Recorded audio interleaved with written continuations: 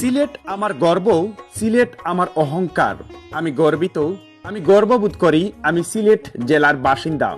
এই সিলেটেই আমার বাড়ি। প্রিয় দর্শক, আপনি যদি সিলেটের বাসিন্দা হয়ে থাকেন তাহলে কোন জায়গা থেকে আজকের এই ভিডিওটি উপভোগ করছেন এবং সিলেটের কোন জায়গায় আপনার বাড়ি জানিয়ে দিতে পারেন আমাদেরকে কমেন্ট বক্সে। দেখতেই পাচ্ছেন একটি গেট সামনে রয়েছে এবং গেট অতিক্রম করেই সামনে রয়েছে কিন ব্রিজ।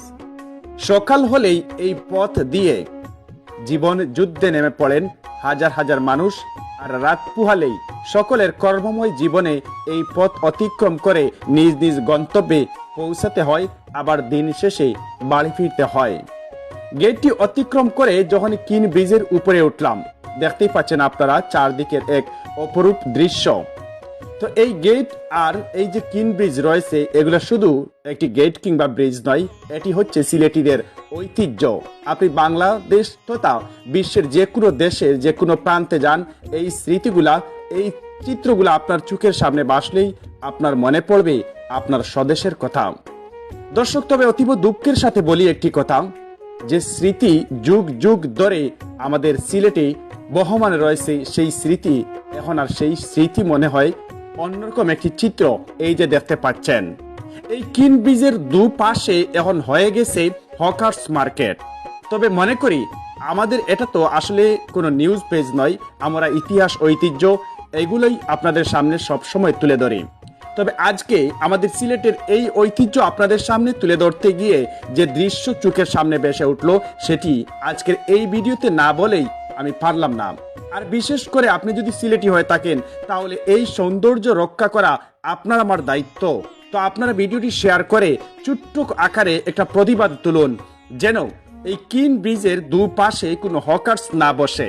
কারণ আমি তাদের বিরুদ্ধে কথা বলছি না, কারণ তাদেরও জীবন জীবিকা রয়েছে, পরিবার রয়েছে, তারা অন্য কোনো জায়গা বেছে নেক। আপনাদেরকে উদ্দেশ্য করেছি আজকে আমাদের কিন ব্রিজ এবং চারপাশের সৌন্দর্য তুলে ধরবো। আমি গর্বিত, আমি সিলেটের বাসিন্দা। নিশ্চয়ই আপনিও গর্ববোধ করবেন, আপনি সিলেটের বাসিন্দা। কিন্তু এই যে চোখের সামনে যে দৃশ্যগুলা ভেসে উঠলো, সেগুলো আসলে আদৌ মেনে নেওয়া সম্ভব হচ্ছে না। কারণ এখানে প্রতিনিয়ত প্রতিটি মুহূর্তে জ্যাম লেগে থাকে এবং অনেক সময় এখানে ছোটখাটো দুর্ঘটনাও ঘটে এই জ্যামের কারণে। আবার যদি এখানে হকার্সরা এভাবে বসে থাকে তাহলে এটা আসলে মেনে নেওয়া সম্ভব নয়।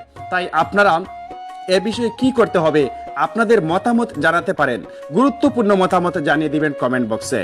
যাই হোক, আমরা কিন ব্রিজ অতিক্রম করে সামনের দিকে এগুচ্ছি, আর আমাদের সিলেটের আসল যে সৌন্দর্য রয়েছে সেই সৌন্দর্যর কিছুটা খণ্ডচিত্র আপনাদের সামনে তুলে ধরলাম এবং আমিও উপভোগ করতে লাগলাম। এই যে দেখতে পাচ্ছেন, একদিকে আমার ডান পাশে রয়েছে হকার্স মার্কেটের মতো, দুপাশে অর্থাৎ ব্রিজের দুপাশেই কিন্তু এভাবে এই পসরা সাজিয়ে রয়েছেন হকার্সরা।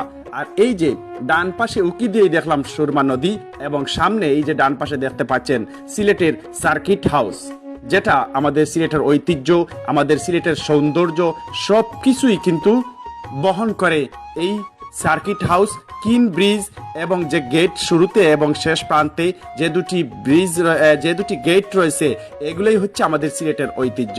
এই যে সামনের দিকে এগুচ্ছি, আর যখনই কথা বলার ভাষা হারিয়ে ফেলি, আসলে কি বলবো। এই যে হকার্স মার্কেটের মতো যেভাবে পসরা সাজিয়ে হকাররা বসে আছেন, আসলে আমাদের এই কিন ব্রিজের প্রকৃত সৌন্দর্যটা আসলে এতে হ্রাস পাচ্ছে বলে আমি মনে করছি। দর্শক, আপনার কাছে অনুরোধ করছি, আপনার অভিমত কি? আমি যে কথাগুলো বলছি আসলে এগুলোর সাথে আপনি কতটুকু সহমত পোষণ করতে পারছেন কিংবা দ্বিমত পোষণ করছেন, এটা জানাবেন। আরো একটু সামনের দিকে গিয়েই হাতের বাম পাশের দিকে যখনই তাকালাম, এই যে সিলেটের যুগ যুগ ধরে আমাদের যে সৌন্দর্য, আলী আমজদের গলি, এবং ডান পাশে রয়েছে রেজিস্ট্রি মাঠ।